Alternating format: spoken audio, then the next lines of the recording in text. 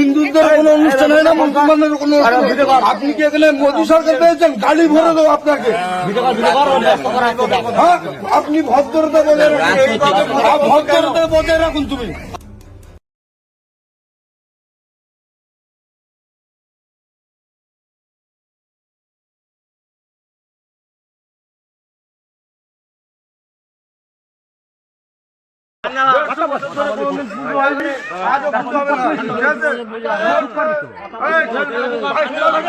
আপনার 24 ঘন্টাও লাগবে না, 24 ঘন্টাও লাগবে না।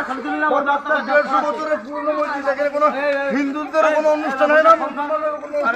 আপনি কি এখানে মোদী সরকার পেয়েছেন? গাড়ি ভরে দেবো আপনাকে। হ্যাঁ, আপনি ভদ্রতা বজায় রাখুন, এইভাবে কথা বলছি কেন? বজায় রাখুন তুমি। আমি কি অবস্থা? আমি বললাম আপনার এখানে বড়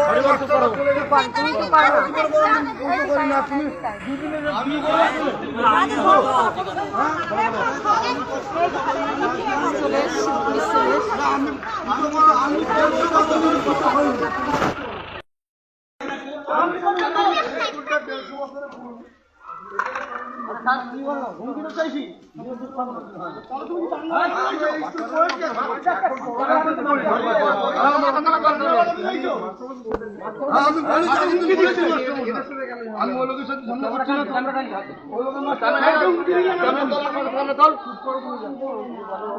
হুমকি তোর হুমকি দেওয়া তো করছি দাঁড়া। আরে থাম তো, হুমকি দেওয়া তোর হুমকি মাসের সামনে 100 লোক জোগাড় হবে তো, ফোন করলে 100 লোক দেওয়া, 100 লোক জোগাড় করা তুই কি নাম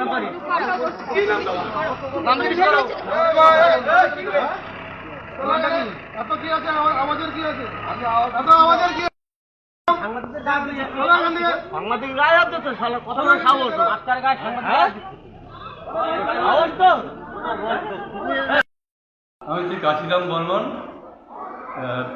দাসপলডাঙ্গা প্রাইমারি স্কুলের দায়িত্ব আছে।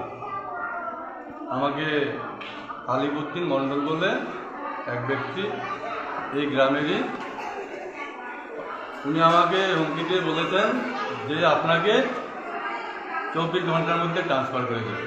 আপনার কি চুলকানি হয়েছে? চুলকানি হতেছে আপনার? ওই 64 পুজো মিটিং ডেকেছিল, মানে পুজো তো হওয়া উচিত, এছাড়া আমি বেশি কিছু বলতে চাই না। আমি চাপে আছি, বুঝলাম তো।